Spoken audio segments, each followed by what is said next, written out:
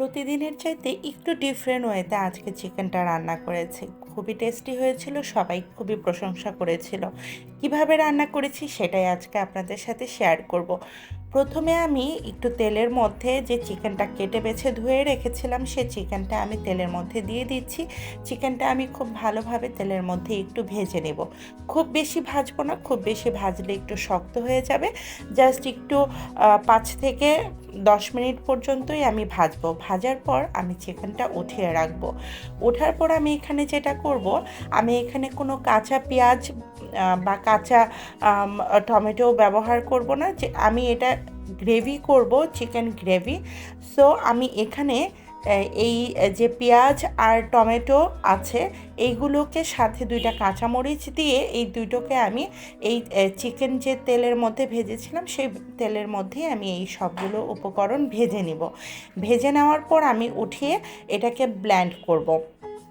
ব্লেন্ডিংটা আপনাদের দেখাইনি, কারণ এটা দেখার আমার কাছে মনে হয় না প্রয়োজন আছে।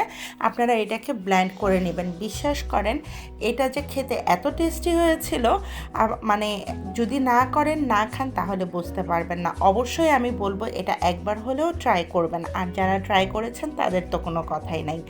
তো আমার ব্লেন্ড করাও এটা হয়ে গেছে। তার মধ্যে আমি কড়াইয়ে তেলটা কমে গিয়েছিল, আমি আরও খানিকটা তেল দিলাম, দিয়ে আমি ওই মশলা পেঁয়াজ আর টমেটো এই পেস্টটা আমি দিয়ে দিলাম। দিয়ে দেওয়ার পর এখানে আমি পরিমাণ মতো আদা রসুন বাটা দিচ্ছি। দেওয়ার পর এখানে গরম মশলাগুলো ব্যবহার করব। 2টা লং, 3-4টে এলাচ আর দারচিনি ব্যবহার করছি। আমি এখানে তেজপাতা ব্যবহার করব না। এখানে যে পেঁয়াজ আর টমেটো পেস্টের যে একটা স্মেল আছে, এই স্মেলটা খুবই দারুণ আসবে। তেজপাতা দিলে হয়তো স্মেলটা থাকবে না। যাই হোক, তারপর আমি আরও বাকি মশলাগুলো দিলাম। এখানে জিরা গুঁড়া, হলুদের গুঁড়া, হলুদ গুঁড়া কিন্তু খুব বেশি দিইনি, সামান্য হলুদ গুঁড়া দিয়েছি। আর মরিচের গুঁড়া, আপনারা যদি ঝাল বেশি খেতে চান অবশ্যই মরিচের গুঁড়াটা একটু বেশি ব্যবহার করবেন। আমরা একটু ঝাল কম খাই, তাই ঝালটা কম ব্যবহার করেছি। তো আমার মশলাটা যখন খুব ভালো মতো কষানো হয়ে যাবে, তেল উঠে আসবে, তখন আমি যে ভেজে রেখেছিলাম চিকেনগুলো, সেই চিকেনগুলো কিন্তু আমি এখানে ব্যবহার করব। তো চিকেনটা নাড়াচাড়া করব, একটু কষাবো। কষানো হয়ে গেলে সামান্য একটু গরম পানি দিয়ে আমি কিন্তু এটাকে আবার একটু রান্না করে নেব। আমার ওইটুকু ভিডিওটা শ্যুট করা হয়নি, গরম পানি দিয়েছিলাম।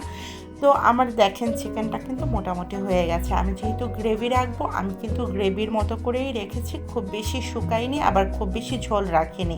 দেখেন কত ডিলিশিয়াস লাগছে। জাস্ট একটু ধনেপাতা কুচি দিয়ে আমি এটাকে সার্ভ করব। খুবই টেস্টি হয়েছিল। আপনারা কিন্তু অবশ্যই ট্রাই করবেন। আর নেক্সট রেসিপির জন্য ওয়েট করুন।